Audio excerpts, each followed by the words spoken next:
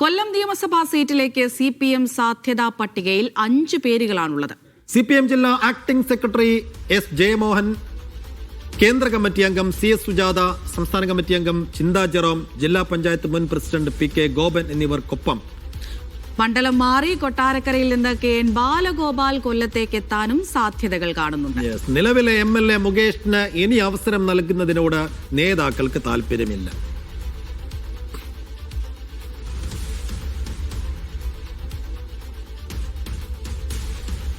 Lijo Rollins കൊല്ലത്ത് നിന്ന് വിവരങ്ങൾ നൽകാനായി ചേരുന്നുണ്ട്. Lijo, good morning. നമ്മളിങ്ങനെ സാധ്യതകൾ പരിശോധിക്കുകയാണ്. ആർക്കൊക്കെ എവിടെയൊക്കെയാണ് സാധ്യതകൾ ഉള്ളത്, ആരൊക്കെ വരാൻ സാധ്യതയുണ്ട്, ആരൊക്കെ മാറാൻ സാധ്യതയുണ്ട് എന്നൊക്കെ.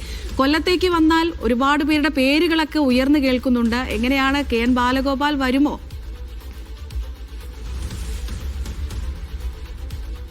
Amrita, good morning. ഈ തെരഞ്ഞെടുപ്പിൽ അന്തിമ സ്ഥാനാർത്ഥി പട്ടിക വരുന്നത് വരെ സാധ്യതകൾ തന്നെയാണ് നമുക്ക് ഏറ്റവും അധികം. പലതും നമ്മൾ ഉണ്ടാക്കുന്ന ഒരു ലിസ്റ്റല്ല. പല നേതാക്കളോടും സംസാരിക്കുമ്പോഴും അവരിൽ നിന്നും അറിയാൻ കഴിയുന്ന പേരുകളാണ് നമ്മൾ ഈ സാധ്യതകളായി നൽകുന്നത്.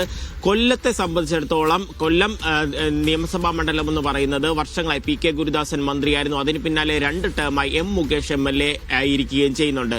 ആ സീറ്റ് നിലനിർത്തുക എന്ന് പറയുന്നത് CPM-നെ സംബന്ധിച്ചിടത്തോളം ഒരു അഭിമാന പോരാട്ടം തന്നെയാണ്. കാരണം UDF-ൽ നിന്നും ഒരു 5 വർഷം അല്ലെങ്കിൽ ഒരു 10 വർഷമായി ഇവിടം കേന്ദ്രീകരിച്ച് പ്രവർത്തിക്കുന്ന ഒരു നേതാവ് തന്നെയായിരിക്കും മത്സരിക്കുക എന്നുള്ളത് ഏറെക്കുറെ ധാരണയായ കാര്യമാണ്. അപ്പോൾ അവരെ നേരിടാൻ വീണ്ടും മുകേഷിനെ ഇറക്കി കഴിഞ്ഞാൽ അത് തിരിച്ചടിയാകും എന്നുള്ളത് തന്നെയാണ് ഭൂരിഭാഗം നേതാക്കളുടെയും ഒരു വിലയിരുത്തൽ. മണ്ഡലത്തിൽ MLA ഇല്ലാത്തതൊക്കെ ഒരു പ്രശ്നമായി കാണുന്നു.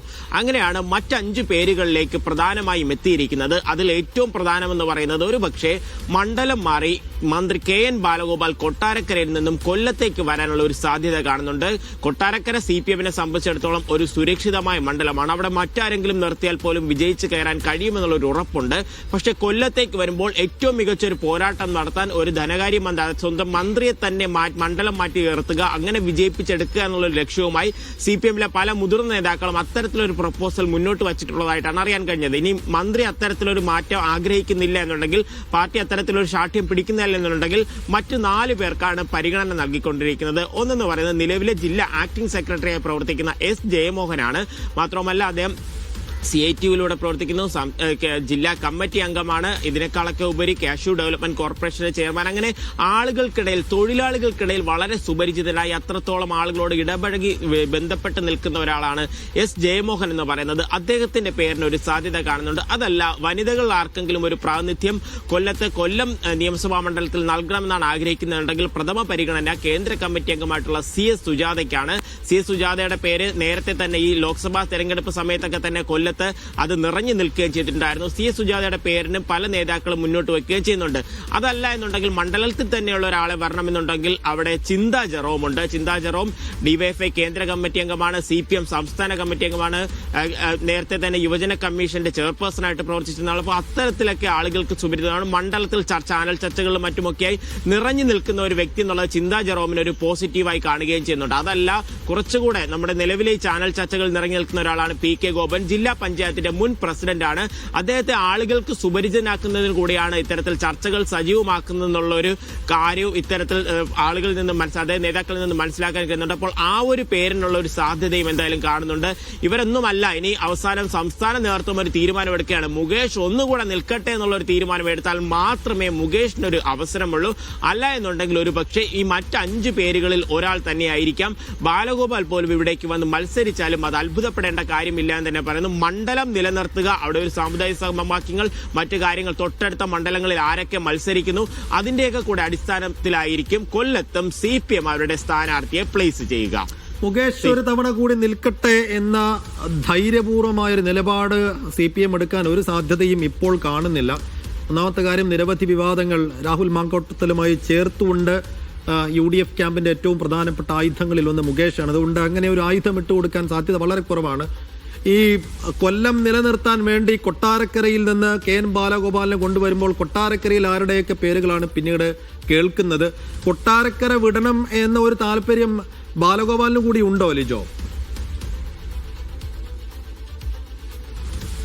ഈ കൊട്ടാരക്കര CPM-നെ സംബന്ധിച്ചിടത്തോളം നിലവിലൊരു സുരക്ഷിതമായിട്ടുള്ള മണ്ഡലമാണ്. കഴിഞ്ഞ വർഷത്തെ ഒരു പോരാട്ടത്തിലാണ് ഒരു വലിയ മത്സരം കോൺഗ്രസ് എന്നുള്ള രശ്മിക്ക് കാഴ്ചവെക്കാൻ കഴിയും. എന്നിട്ട് പോലും 10,000-ന് മുകളിലാണ് അവിടെ മന്ത്രിയുടെ ഭൂരിപക്ഷം എന്ന് പറയുന്നത്. അപ്പോൾ അവിടെ മറ്റു കുറച്ചുകൂടെ പ്രാദേശികമായിട്ടുള്ള നിരവധി നേതാക്കളുണ്ട്. അല്ലെങ്കിൽ മറ്റേതെങ്കിലും ഒരു സംസ്ഥാന തലത്തിൽ തന്നെ അറിയപ്പെടുന്ന നേതാക്കൾ ആരെങ്കിലും വന്നു നിന്നാൽ പോലും എളുപ്പത്തിൽ വിജയിച്ചു പോകാൻ കഴിയുമെന്നുള്ള ഒരു സീറ്റിന്റെ കൂട്ടത്തിലാണ് കൊട്ടാരക്കരയെ CPM കണക്കിലാക്കിയിരിക്കുന്നത്.